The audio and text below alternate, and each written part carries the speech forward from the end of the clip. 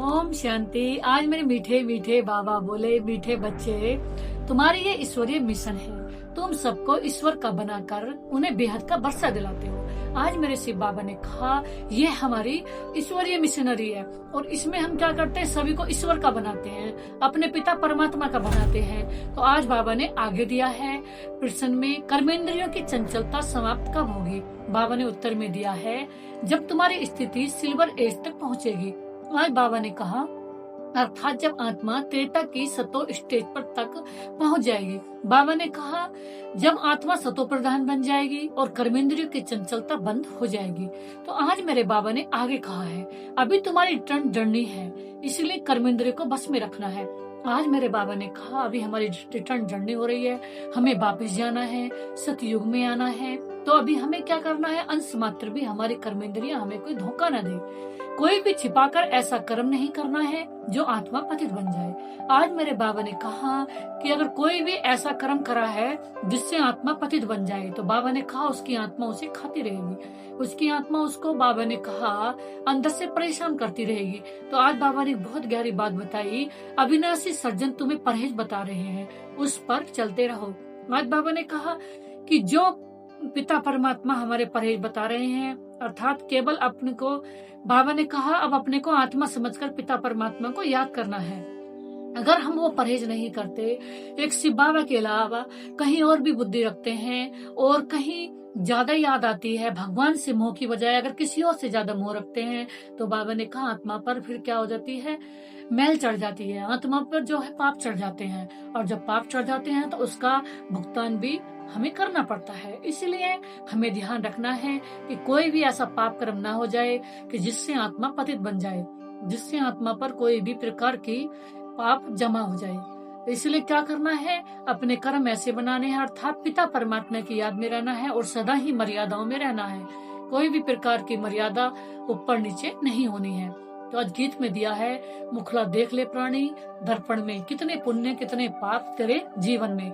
तो आज मेरे बाबा बोले कि इस दर्पण में देखो कि हमारे जीवन में कितने पुण्य हैं और कितने पाप हैं। क्या हमारे से कोई ऐसा पाप तो नहीं होता जिससे हमारा खाता कोई खराब हो जाए। तो आज बाबा ने आगे दिया है, धारणा के लिए मुख्य सार में दिया है बाबा ने कि एक बाप से ही सुनना है और एक ही अव्यभिचारी याद में रहना है। तो बाबा ने कहा इस शरीर की संभाल रखनी है लेकिन ममत्व नहीं रखना है।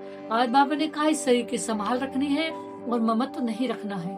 तो बाबा ने कहा बाप ने जो परहेज बताई है उसे पूरा पालन करना है। भगवान ने जो परहेज बताई है उसे पूरा पालन करना है। कोई भी ऐसा कर्म नहीं करना है जो बाप की ग्लानि हो।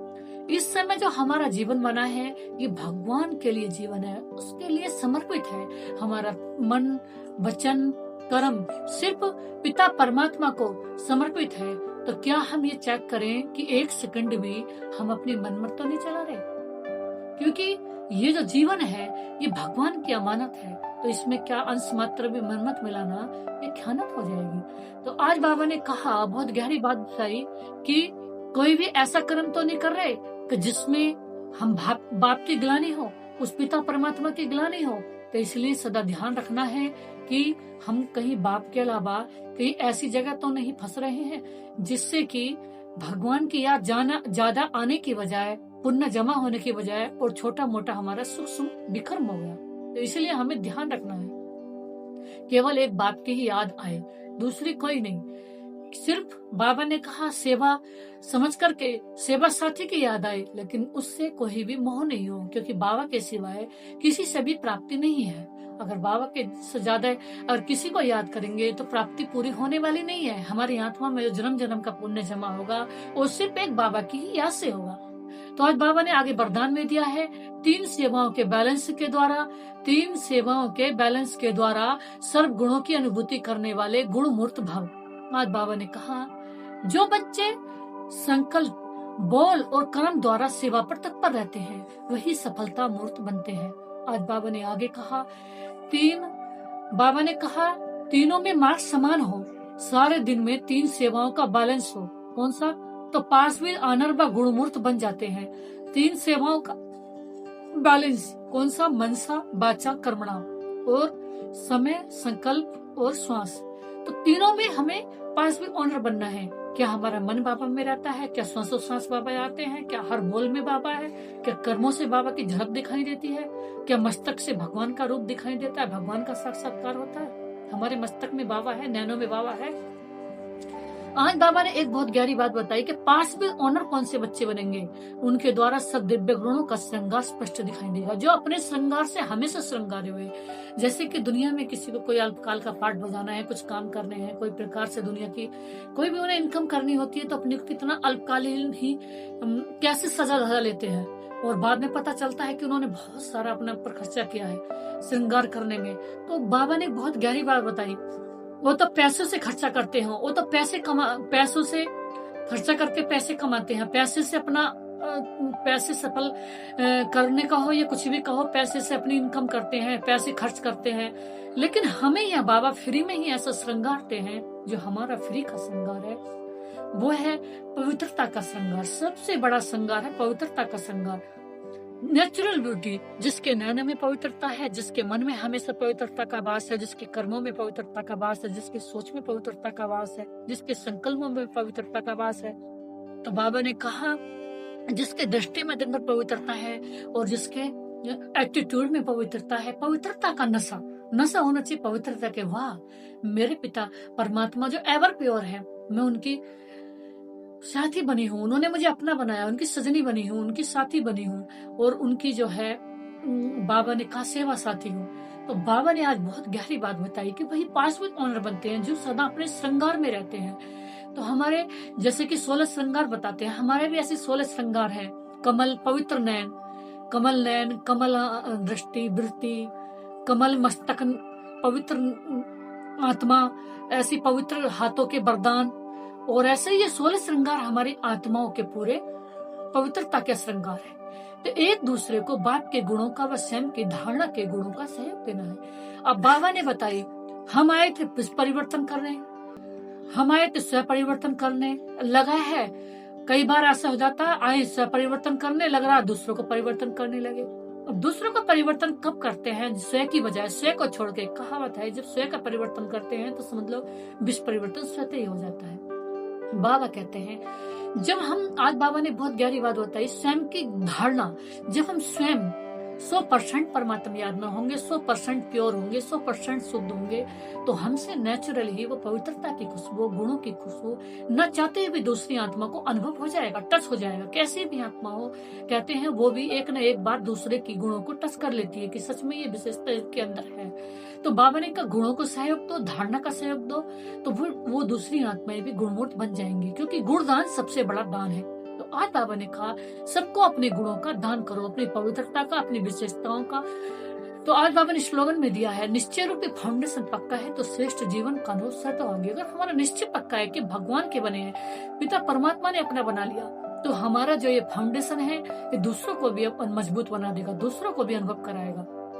आज बाबा ने व्यक्ति सारे में दिया है अब संपन्न व कर्मातीत बनने के धुन लगाओ, पिछले कर्मों के हिसाब किताब के फलस्वरूप तन का रोग।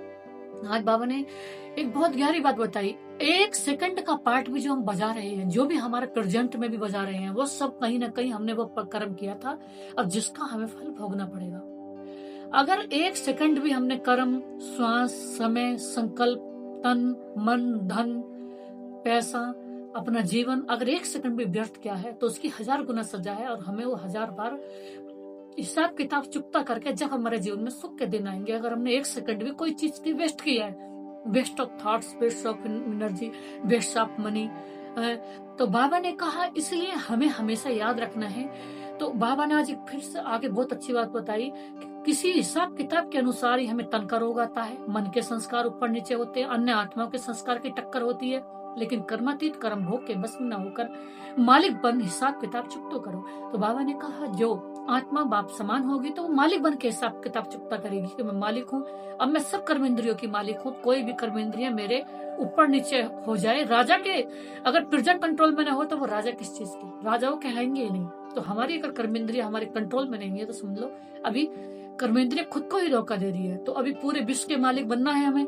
बाबा ने कहा पूरे विश्व के लॉ ऑर्डर के, पूरे विश्व को लॉ ऑर्डर में चलाने वाले, पूरे विश्व के महाराजा महारानी बनना है, महालक्ष्मी बनना है। महानारायण जैसा बनना है तो पहले स्वयं की कर्मेंद्रियों को, स्वयं की प्रजा को अपने ऑर्डर में चलाओ। कर्म योगी बन, कर्म योग चुकतो करना है। आज बाबा ने एक बहुत गहरी बात बताई, यह है कर्मातीत स्थिति की निशानी। प्रैक्टिस करो, अभी अभी कर्मयोगी, अभी अभी कर्मातीत स्थिति।